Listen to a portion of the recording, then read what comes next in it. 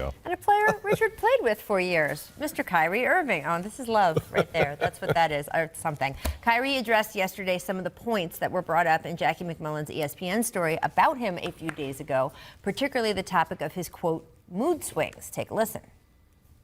You can continue to ask other people around me about what they think about me and continue to write about mood swings. Like, you know, human beings have mood swings.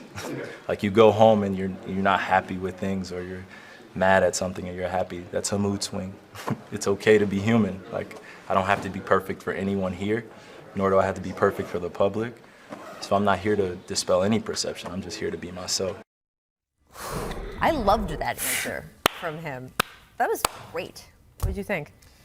It did remind me a little bit of the Jim Carrey recent kind of way of thinking, where he said, there is no me, there is no person. There was a detachment from everything else in the world other than what he deems valuable to himself, which is relationships with his family and friends. And if that works for him, that's great. But he is also representative of the NBA, of the Nets, of Nike, of his boxer brief company.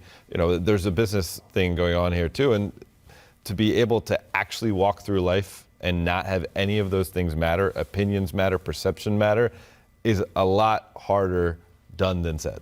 Well, and I agree with you, but there's also a bit of, how is he as a father? How is he as a human being, right? How does he play on the court, right? Like, yes, there are perceptions that you have to kind of, you know, get rid of, but he's never been in trouble in his life.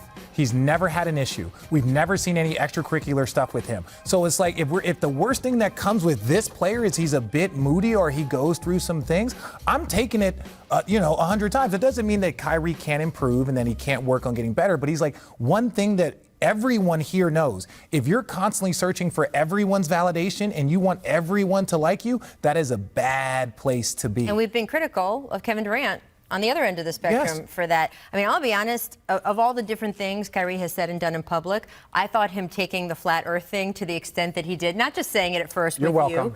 you. Yes, thank you. That's Richard who evoked that from him. But taking it as far as it did, because there's a point where you had actual kids sort of going to their science teachers and that kind of thing.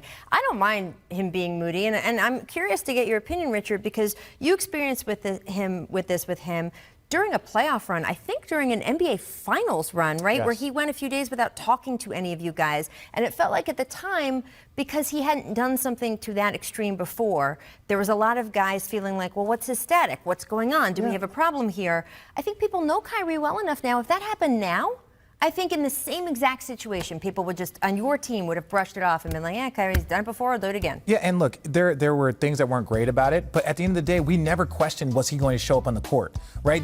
Dennis Rodman said here on this exact same stage and said he'd never talked to Scottie Pippen and Michael Jordan, and they are arguably the greatest team of any decade ever. So you don't have to be best friends, and so a lot of us, it was out of concern, like, is Kyrie okay? And he becomes a bit of an introvert, right, in those moments. And like he said in Boston, his grandfather had passed away and he became an introvert, and he struggled with that. That's okay to struggle with that, and how everyone deals with it is very, very different. So I'm not going to be critical of Kyrie because he all of a sudden didn't show up. Now, look, he didn't play great in Boston in the second round. That's fine, right? So you can be critical of his play, but ultimately, if that's how he wants to handle things and that's how he wants to go about it, as long as you're not getting in trouble, as long as you're not causing any problems and you're a good person, which he is, you just have to accept him for him. Like, I'm not so naive to think that in the limited media interactions that we have with these players, that I actually get a full sense of who these players are. But this is one example. My first season covering him, I felt like I got to see a little bit behind the curtain. I had played basketball with his father that summer leading into the season at a fantasy basketball camp in Vegas, and I had a brief conversation with Kyrie, and I was like, it's cool that I played with Dredd and he's still playing, and that you guys share this love of the game. And he's able to pass it on to his son. And Kyrie said, yeah, I love the game. And I said, like, man, it must be great for you. You get to, like, do this thing you get to love, that you love every day, right? And he's like, well, no, I love it, and I love playing when I want to play it. Yeah. But I have to play in this scenario. So I got to see a little bit of, like, the weight of the situation that he's in. And it's a little shred of humanity. Well, and one thing that Kyrie also said, though, he said that when he's done playing basketball, he might disappear. Yeah. Like he's like, dude, I'm here and this is a part of it, but when I'm done, like I'm not going to continue putting myself out there. So sometimes all of this isn't for everyone. When you make that kind of money, you can go do whatever you like after your professional career. I do want to get, though, to the effect on the Nets, because last night's game, Nets coach Kenny Atkinson was asked about their offensive issues. Take a listen to what he said. Yeah, we're not really running anything. It kind of, in training camp, you're practicing a lot, and you have nice flow. You kind of know what you're doing. I think we've kind of lost a little bit of our structure and organization, which is natural with the new team, with new guys. I think, like I said, I think we got to play with each other more, get to know each other more, get on the same page on all aspects. Richard, can you do the inside, outside the locker room translation? What is he actually saying here?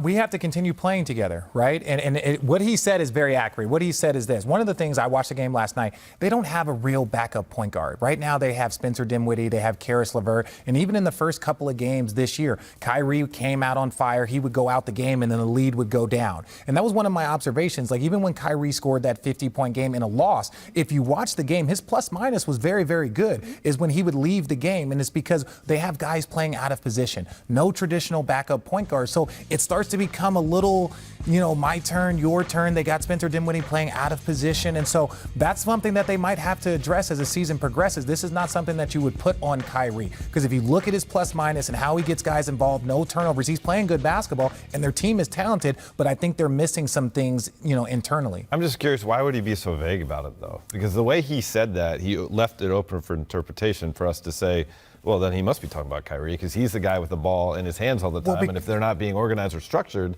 Kyrie's the one controlling that. But a lot of the times it's the second unit. Like I said, in watching those first two games, Kyrie they were tied. Kyrie go out of the game. They're down 8. Kyrie comes back. They would tied. Every point that Kyrie scored in that 50-point game was needed. Karl-Anthony Towns was balling. He had to hit every one of those shots. You don't want to call out your players at this point in time. No one's being selfish. You just have guys that are playing out of position like Spencer Dinwiddie or Karis LeVert playing your backup point guard. That's not their natural position, and they could struggle in the beginning.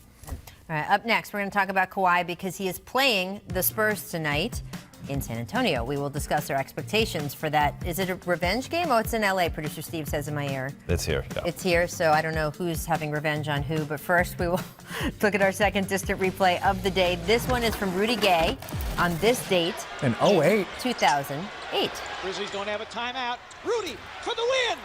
Yeah! Ooh, one of the prettiest jumpers, boy. Woo. That guy loves it. Is that Jameer Nelson? Is that Keith Bogans? Ray for Alston. Is that Keith Bogans getting lit up again? Who's that? Richard. That's Bogans. He's here, sorry. Bogan's a bum. Tell him I said that. Man.